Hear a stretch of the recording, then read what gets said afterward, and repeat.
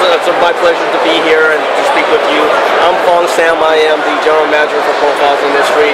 We're an auction house for entertainment, memorabilia, things like Captain America, which we did yesterday. And it was a phenomenal sale. We couldn't have asked for more.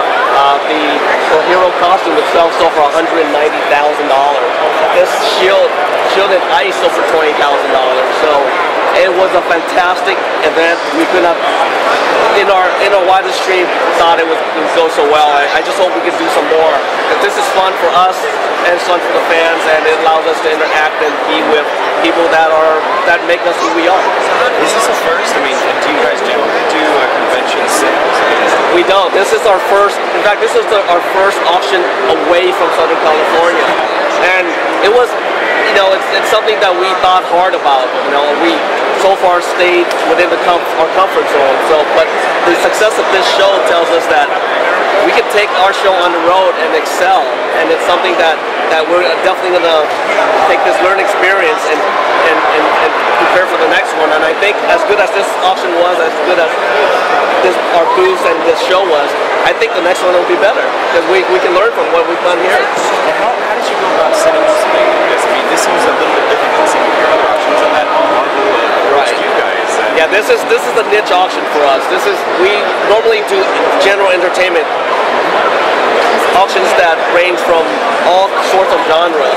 This is a very specific auction. We work with Marvel, we work with C2E2. So there are a lot of moving parts and different variables that need to come into play, but this is sort of a perfect storm. Everything came together and the result speaks for themselves. Just from the beginning, how long has Profiles in History existed as a company? And just from watching the show, that it's interesting to see how much the companies themselves didn't necessarily value the equipment or the props or the things that they used on the set. I mean, where is it conventions like this that provided the kind of the emphasis, saying like, well, the fans are out there. I mean, what is it that made people realize the value of it? This is a very hard industry to crack. Like you said, studios themselves don't value these items. Well, they have a different mindset. They create this to make a production, and afterward, it's part of an expense. It's not something that they think would appreciate and value. But this is something that, it kind of takes into account the mentality of fans. Fans make these things worthwhile to collect and to display, and the values are starting to catch up to that. But we're at the tip of the iceberg. I think there is so much more to come. That there's different genres that grow. Our genre is exploding. The prices speak for themselves. We're bordering at the perimeters of fine art, really, because in insurance terms, when I get insurance for all this stuff, we fall under a fine art category. So if insurance are thinking that way, I think we should start thinking of it that way, because you start displaying something like this, it's a piece of art.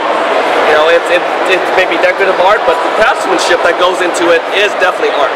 What type of people were bidding here at the convention? Was it general fans, or obviously with $180,000 or dollars or more with this? Did you find a lot of the vendor interest? Absolutely, yeah. A lot of vendors were actually bidders. A lot of vendors have booths here, and they shut down their booths just to come to our auction, which is a testament to the draw that the genre had.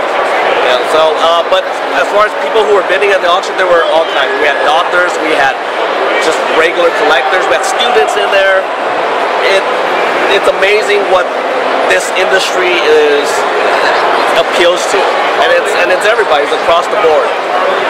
What's an item that went in the auction that was something kind of tangible that a fan could actually have maybe afford, something like in the $100 to $200 range? Is there anything like that? Absolutely. When we start putting this catalog together, we did it sequentially as far as what showed up first in the movie, and throughout the movie there are things that are recognizable, like the trash can name. That arguably was the first shield, right? So something like that we priced really low, $200 to $300. Now what it sold for, it may be a different story, but again, that's something that the fans decided, the market, the people decided what it's worth. As a general manager, you're making sure that the offices in California kind of display and know what the business is. And that may mean a little bit of collecting yourself. Is there anything that's just too indispensable on the business side of things? Something that is a piece of Hollywood history that you would just never let go of that's in the office? It's hard. Yeah, absolutely. I was a history major, and I love everything regarding history. And we have a large collection of historical documents, and those things to me are very precious, priceless, really. Now we have the deed from the Mayflower, like something like that. To think of that as something that you could buy and sell and trade, that blows my mind. It should be in a museum. It should be archived. It should be studied. So things like that. As far as entertainment is concerned, we got to go back, into the beginning of Hollywood history. Talking about the Ruby Slippers, Wizard of Oz, the Maltese Falcon, things like that are so. They're really priceless. So it's hard to compare that. It's like comparing Michael Jordan and Kobe Bryant. They're in different time periods, right? So comparing Captain America costume with Judy's Ruby Slippers, very different. Thank you so much for your time. It's my pleasure. Thank you.